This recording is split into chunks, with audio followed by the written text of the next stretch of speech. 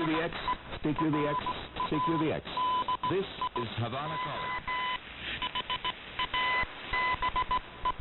CQVX, CQVX, CQVX. This is Radio Havana calling all shortwave listeners and radio amateurs. Welcome to...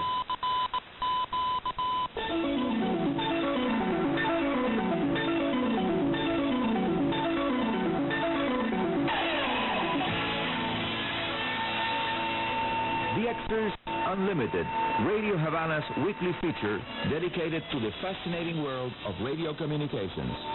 Hi, amigos, radio aficionados around the world. This is your favorite radio hobby program, DXers Unlimited, written by Arnie Coro and read today by me, Gerwin Jones.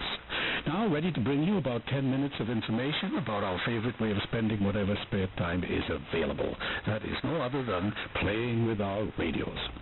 Now, for those of us who live in the northern hemisphere, we are now into the winter propagation season, with the months of November and December producing the lowest height of the upper layers of the ionosphere.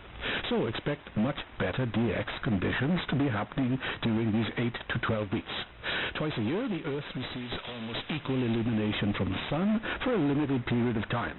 This produces peculiar and certainly good shortwave propagation conditions that are ideal for DXing. This happens during the spring and autumn.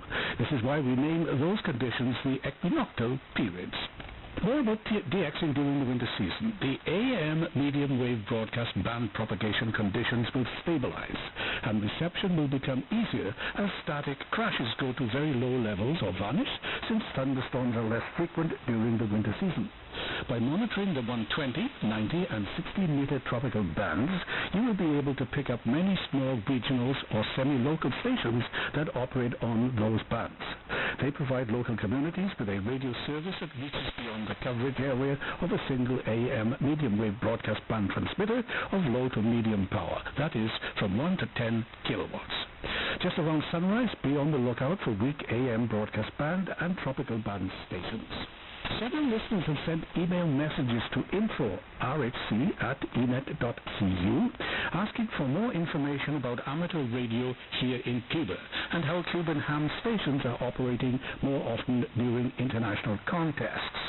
A recent media interview given by Pedro Rodriguez, CO2RP, the president of the Cuban Federation of Radio Amateurs, the FRC, highlighted the fact that organizations now has more than 9,500 members all along the Cuban archipelago.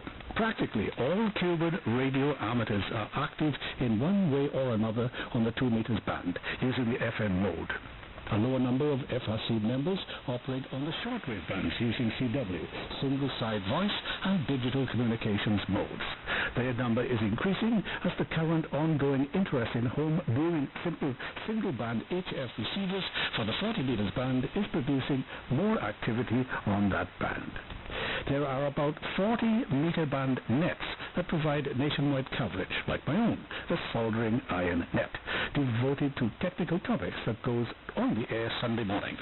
See, amigos, yes, my friends, amateur radio is growing in Cuba, with particular emphasis now in digital communication technologies, home brewing of radios and antennas, and with several groups that are regularly entering into the most challenging worldwide radio contexts. Stay tuned for more radio hobby-related information from Cuba and around the world. The name of the show is DXers Unlimited, and I'm Gerwin Jones, sitting in for Arnie Coro. Here is now our next radio hobby-related item. Resourceful Cuban radio amateurs have recently struck gold when several of the well-known fans of the Soldering Iron Net passed along the information that some computer uninterruptible power units, or UPS units, that are used to provide electricity to computers when the AC power line fails use MOSFET MOSFET power transistors that operate nicely as linear amplifiers on the 40 meters band and even higher frequencies. Broken down UPS units of the type that most use MOSFET devices are the source from which to obtain them. A pair of one popular types of MOSFET units removed from a damaged UPS that could not be repaired can provide around 60 watts power output on 40 meters using a low-power 5-watt transceiver to drive it by means of an attenuated pad that keeps the drive level at a proper value and provides protection against spurious oscillations. As the number of those MOSFET devices used by the inverters inside the UPS units is usually from 2 to 8, depending on the power output, it has proven to be easy for the resourceful Cuban amateurs to visit computer repair workshops and ask for the damaged circuit boards from which the radio frequency capable MOSFET devices can be removed. The MOSFET linear amplifiers are easy to adjust, and they are all provided with a properly designed and built band filter that keeps the radiation of unwanted frequencies down to the levels prescribed by the international regulations.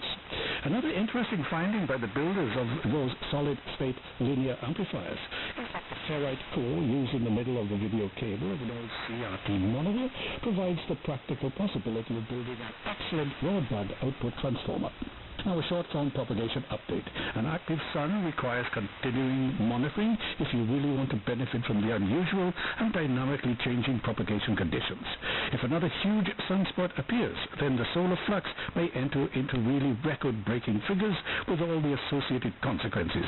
HF bands of 6 meters band DX should be plentiful via the F2 and F layers of the ionosphere. And that's it for today on DXers Unlimited. I'm Gerwin Jones, sitting in for Arnie Coro. And that's all for today.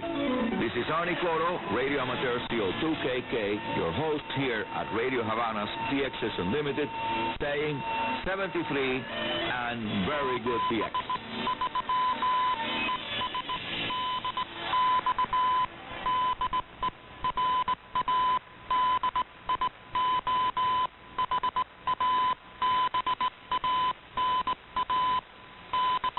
Gerwin, filling in there for Arnie Coro.